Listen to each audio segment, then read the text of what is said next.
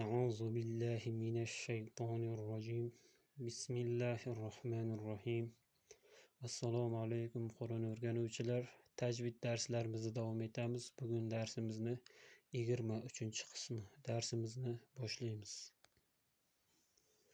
Biz o'tgan darsimizda doimiy yo'g'on o'qiladigan 7 ta harfni o'tgandik va faqat bir holatda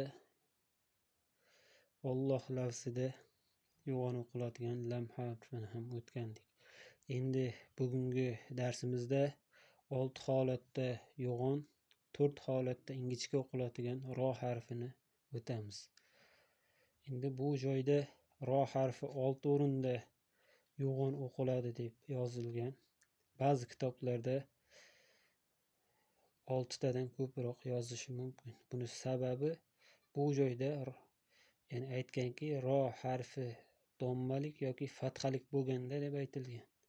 Ya'ni domma bilan fathani bitta qoidaga qo'ygan. Ba'zi kitoblarda dommani alohida, fathani alohida qoida qilib ko'rsatadi. Shuning uchun ba'zi kitoblarda qoidasi ko'proq bo'lishi mumkin.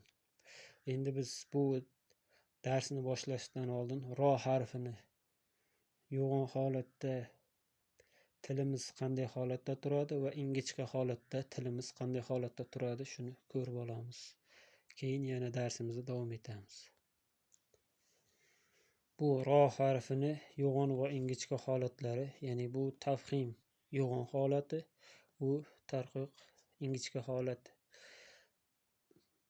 Biz shunday aytgandikki, yo'g'on harflarni barchasida tilni orqa qismi tepaga tangnay tarafga ko'tarilib talaffuz qilinadi degandik. Endi biz ro harfini yo'g'on holatida o'qiganimizda ham shu yo'g'on harflarda bo'lgan sifatni bu roga ham beramiz. Ya'ni tilimizni orqa qismini ko'targan holatda o'qiymiz. Bu ro harfini tafxim yo'g'on o'qiladigan holat. Bu esa ro harfini tarqiq ingichka o'qiladigan holat. Hozir biz tafxim mana shu holatda o'qiladigan qoidalarni o'rganamiz. Bu joyda ya'ni ro harfida ru degan holatda tilimizni orqasini ko'targan holatda o'qiymiz. Endi bu tarqiq ingichka holatida ri degan holatda o'qiymiz. Bu yo'g'on harflarni ingichka holatda o'qimaymiz. Ro harfini o'zini, ya'ni ru deb qo'ymaymiz. Buni ri deb qo'ymaymiz. Yo'g'on holatda yo'g'onlik sifatini beramiz roga, ingichka holatda esa ingichka sifati bilan o'qiymiz. Endi bu ro harfini yo'g'on holatlarini o'rganamiz. Demak, biz tilimizni orqasini tangnayga ko'targan holatda talaffuz qilamiz. Birinchi qoida: ro harfi dommalik yoki fathalik bo'lganda. Bu joyda ro harfi dommalik, ustida domma kelyapti, bu joyda fatha kelyapti. Bunda ham domma kelyapti, bu joyda fatha kelyapti, bu joyda yana domma kelyapti. Demak, bularning barchasini yo'g'on o'qiymiz. Tilimizni orqa qismini tangnayga ko'tarib. Kafaru.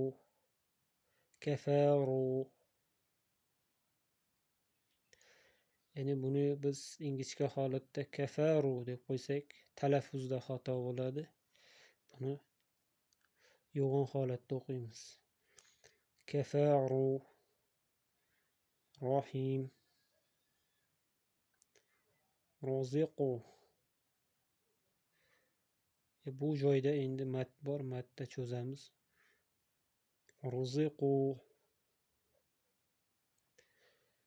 Yubsiruna.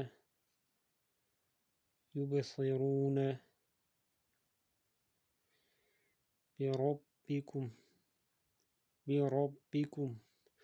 Shu holatda o'qiymiz. Ya'ni birinchi qoidasi ro dommalik yoki fathalik bo'lganda. Bu birinchi qoida. Endi ikkinchi qoida.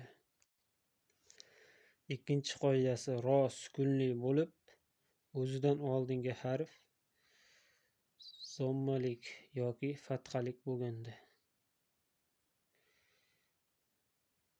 Demak, ro sukunli, Birinchi qoidada ro dommalik yoki fathalik bo'lganda degandik. Endi bu so'zda ro sukunli o'ziga qarab aniqlolmaymiz, yo'g'on yoki ingichka o'qilishini. Demak, o'zidan oldingi harfga qaraymiz. Domma yoki fathalik bo'lsa, roni yo'g'on o'qiymiz. Bu joyda dommalik. Demak, ro yo'g'on o'qiladi. Ursila, ursila, vel ardu, vel ardu, maryamu, maryamu. Bu joyda vaqt qilamiz, shuning uchun bu domma tushib qoladi. Maryam, maryam degan holatda o'qiymiz. Demak, ikkinchi qoidasi ro sukunli bo'lib, undan oldingi harf fathali yoki dommalik bo'lsa. Endi uchinchi qoidasi ro sukunli bo'lib, keyingi harf istilo harflaridan bo'lganda. Bu ro sukunli keyingi rodan keyingi harf bu yo'g'on harflar. Istilo bu yo'g'on harflar. Rodan keyingi harf yo'g'on bo'ldimi, demak roni yo'g'on o'qiymiz. Rodan avvalgi harf kasrali bo'lsa ham, fathali yoki dommali bo'lsa ham, rodan keyingi harf yo'g'on bo'lsa, roni yo'g'on o'qiymiz. Aslida rodan avvalgi harf kasrali bo'lsa, ingichka o'qilishi kerak. Lekin rodan avvalgi harf yo'g'on bo'lgani uchun biz roni yo'g'on o'qiymiz. Ya'ni rodan avvalgi harfga qaramaymiz. Rodan avvalgi harf yo'g'on bo'lsa. Demak, ro sukunli oldingi harf yo'g'on. Demak, buni yo'g'on o'qiymiz. Mirsodi, mirsodi. Bu joyda ham ro sukunli oldingi harf yo'g'on. Firqod, firqoh.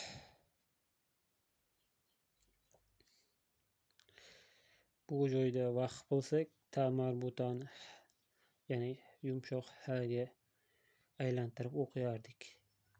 Firqoh. Keyingi so'zda ham ro sukunli, undan oldingi harf yo'g'on harf. Shuning uchun buni roni yo'g'on o'qiymiz. Qirtos, qirtos, qirtos degan holatda o'qiymiz. Ya'ni rodan oldingi harf yo'g'on bo'lsa, roni ham yo'g'on o'qiymiz. Undan oldingi harfni harakatiga qaramaymiz, faqat yo'g'on bo'lganda. Endi bu so'z bu 5-qoidaga tegishli. Buni 5-qoidada o'qiymiz. Bu so'zni bu 5-qoidada o'qiymiz. Endi 4-qoida. Bu 4-qoidani bu yozilgan qoida bilan tushuntirish, ya'ni noto'g'ri bo'ladi desa ham bo'ladi, sal qiyinroq. Shuning uchun bu qoidani boshqacha qoida bilan tushunamiz. Ya'ni ro harfidan oldin vasli hamza kelsa, vasli hamza, ya'ni vasli hamzani bilamiz. Bu aslida bu kasra bu joyda hozir yo'q.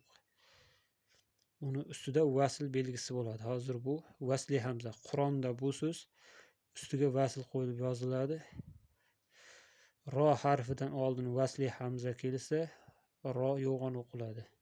Ya'ni irji'u, irji'u. Endi bu so'zda ham ro harfi undan oldin vasli hamza. Ro harfidan oldin vasli hamza kelsa, roni yo'g'on o'qiymiz. Amirtabu, amirtabu. Shu holatda rodan oldin vasli hamza kelsa, vasli hamza, ya'ni roni yo'g'on qilib o'qilishiga sabab bo'ladi. Undan oldingi harf kasrali bo'lsa ham. Bu rodan oldingi harf vasli hamza bo'lsa, demak roni biz yo'g'on qilib o'qiymiz. Endi bu holatda Qur'onda doim ustida vasl belgisi bo'ladi. Endi bu joyda yozilmagan, lekin Qur'onda vasl belgisi bo'ladi. Endi buni biz bu so'zda bu so'zlarni alohida o'qisak ham yoki qo'shib o'qisak ham ro harfini yo'g'on o'qiymiz. Ya'ni bu joyda birinchi biz buni vaqf holatda o'qiymiz.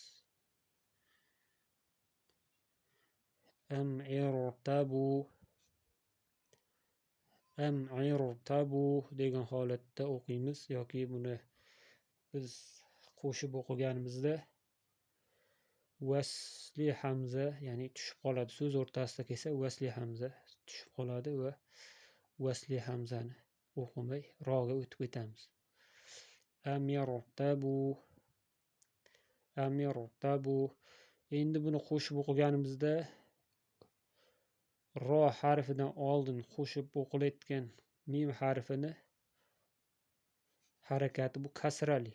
Shunda ro harfi ingichka o'qilishi kerak. Lekin bu joyda ro harfidan oldin vasli hamza bo'lgani uchun buni qo'shib o'qisak ham bu joyda ro harfi yo'g'on o'qiladi.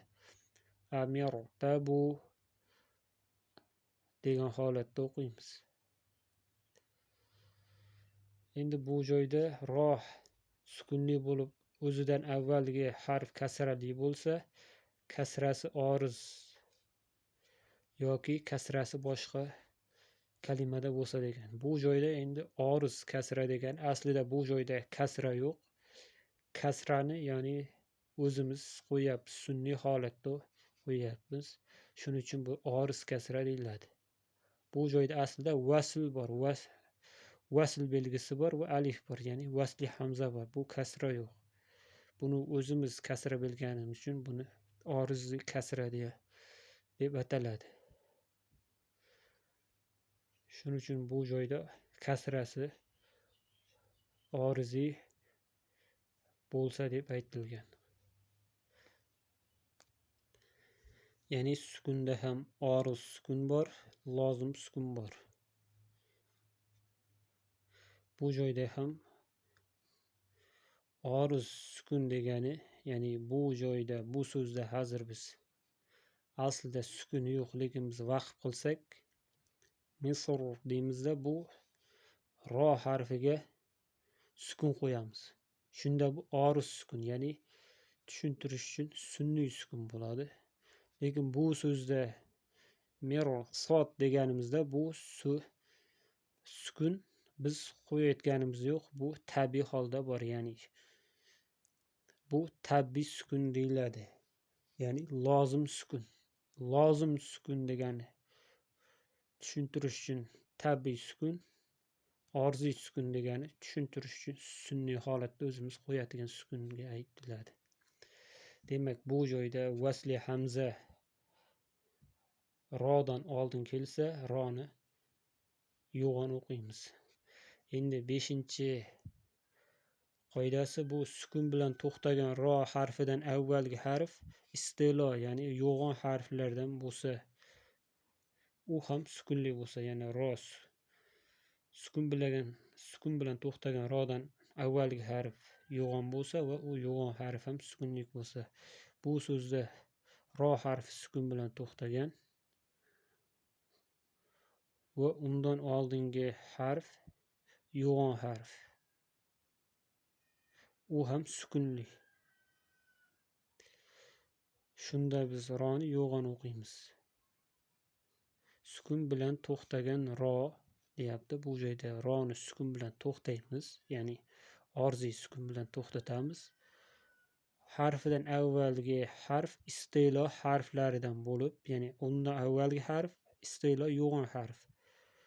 U ham sukunlik bo'lganda, mana bu ham sukunli. Shunda biz buni roni yo'g'on o'qiymiz. Aynal qitr degan holatda yo'g'on o'qiymiz. Endi bu tepadagi so'zimiz ham bu oxirdagi so'z aytgandik, bu 5-qoidaga tushadi deb. Bu holatda ham sukun bilan ro tugaydi. Undan keyingi harf yo'g'on harf, u ham sukun. Demak, bu ham ro yo'g'on o'qiladi.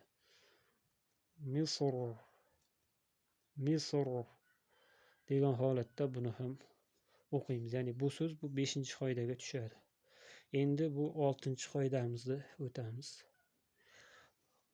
Oxirgi qoidamiz bu sukun bilan to'xtagan rodan avvalgi harf ham sukunli bo'lib, undan avvalgi harf dommalik yoki fathalik bo'lganda. Demak, bu joyda sukun bilan tugaydi ro, orziy sukun bilan. Keyingi harf ham sukunli, undan oldingi harf fathali, demak roni yo'g'on o'qiymiz. Ya'ni roga qarab sukun bilan to'xtagani uchun qanday o'qilishini aniqlolmadik. Endi keyingi harfga qaradik, u ham sukunli, uni ham aniqlolmadik. Endi keyingi harfga qaraymiz, u fathali, demak roni yo'g'on o'qiymiz.